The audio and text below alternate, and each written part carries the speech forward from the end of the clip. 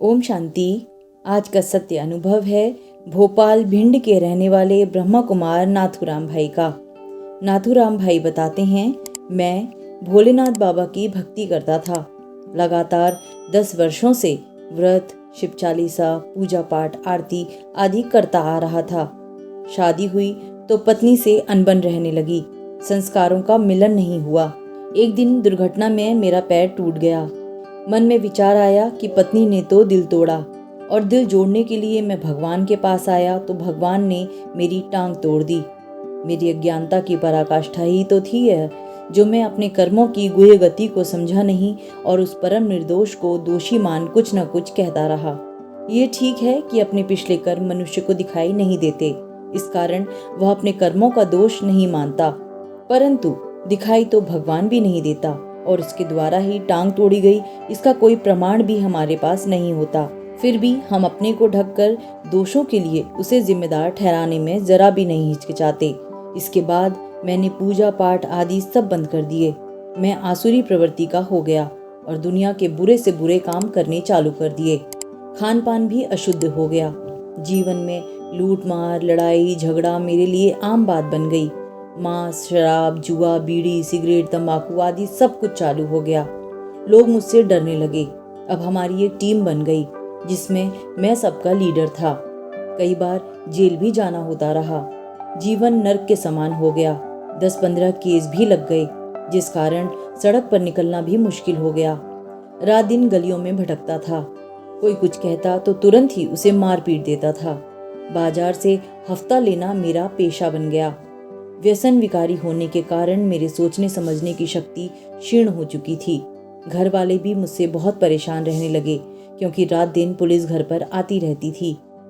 एक दिन मैं बहुत दुखी था, अंतरात्मा से बातें कर रहा था। मुझे जीवन से घृणा आने लगी। सुधार का कोई रास्ता सूझ नहीं रहा था। आत्मज्ञानी की मनः स्थिति में एक बहुत बड़ा क्राइम मैंने कर दिया, जिसका बहुत बड़ा केस मुझ पर दर्ज हुआ। उसमें मेरे सारे रिश्तेदार और घर वाले पकड़े गए। मैंने सोचा, ऐसी जिंदगी से तो मर जाना ही ठीक है। मैंने भक्ति मार्ग में लोगों को कहते सुना था कि सब कुछ भगवान करवाता है, उसके बिना पत्ता भी नहीं हिलता। परंतु हम तो पत्तों को छोड़िए अपने कुकर्मों से सारे समाज के लोगों को हिला देते हैं। कुकर्म करके अहंकार के नशे में मैं कहता था, यदि भगवान है तो वह रोकता क्यों नहीं। भगवान है ही नहीं, वह जो नहीं चाहता उसे करने से रोके ना। वह पत्थर की मूरत के अलावा कुछ नहीं है। अचानक भगवान ने चमत्कार दिखा दिया। मोहल्ले का एक लड़का मेरे पास आया और बोला, दादा, अपने मोहल्ले में रेखा नाम की एक बहू आई है। आश्रम में जाती है, बहुत अच्छा ज्ञान सुनाती है। मन तो दुखी ही था। अंदर में एक लहर उठी और अपने आप पैर उस ओर चल दिए। बहन का चेहरा देखकर ही मेरे दुख दर्द कुछ हल्के हो गए। दिल को राहत मिल गई। उन्होंने बहुत ही मीठी भाषा में मेरी जीवन कहानी सुनी।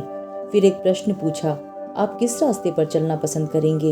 एक है कांटों का, दूसरा है फूलों का। मैंने कहा, कांटों के रास्ते पर चलकर मेरी यह दुर्दशा हुई है, अब तो फूलों के रास्ते पर चलना चाहता हूँ। उन्होंने फिर पूछा, जीवन में सुख शांति चाहते हैं या शांति ही पसंद करेंगे? मैंने कहा, सुख और शांति चाहता हूँ। रेखा बहन ने कहा, आपको मेरी एक बात माननी पड़ेगी। मैंने खुशी से कहा, मैं सब कुछ मानूंगा। अगले दिन वह मुझे आश्रम ले गई। सद्गुरुवार का दिन था। देवी समान बहन जी संदली पर बैठ मुरली सुना रही थीं।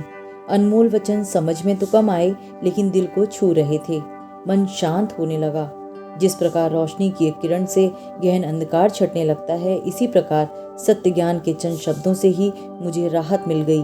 असरकारक औषधि की तरह चंद घड़ियों की मुलाकात ने ही मुझ पर प्रभाव डाल दिया। ऐसा लगा कि सारी मुसीबतें व परेशानियां अब दूर हो गई हैं। मेरे अंदर से बुराइयां जाने लगीं। मैंने उसी दिन से प्रण ले लिया कि आज से जीवन में कोई व्यसन व बुराई नहीं रहने दूंगा। फिर मैं रोज आश्रम जाने लगा और धीरे धीरे लगन बढ़ गई। मेरे अंदर से बुराइयां भाग गईं। मेरा परिवर्तन देख मोहल्लेवासी व अन्य सभी लोग आश्चर्य खाने लगे। मुझसे प्रेरित होकर अन्य कई लोग भी आश्रम में जाने लगे। अब मेरे अंदर कोई भी व्यसन नहीं रहा। पूर्ण तरीके से शिव बाबा की सेवा में लग गया हूँ। अब मैं बाबा को बहुत चाहता हूँ और बाबा भी मुझे बहुत प्यार करते हैं। मुझे बाबा पर पूरा भरोसा है। बाबा मेरे सारे काम संवार देते हैं। मेरे अनुभव का निचोड़ यही है कि प्रजापिता ब्रह्मा कुमारी ईश्वरीय विश्वविद्यालय के माध्यम से स्वयं निराकार परमात्मा शिव ही असुर को मानव और मानव को देवता बना रहे हैं।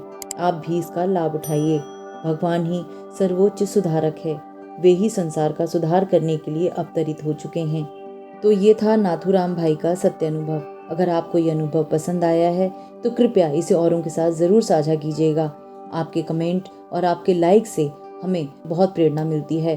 तो हम जल्द मिलेंगे एक और नए सत्य अनुभव के साथ। तब तक परमात्मा प्यार की छत्र छाया में रहें। ओम शांति।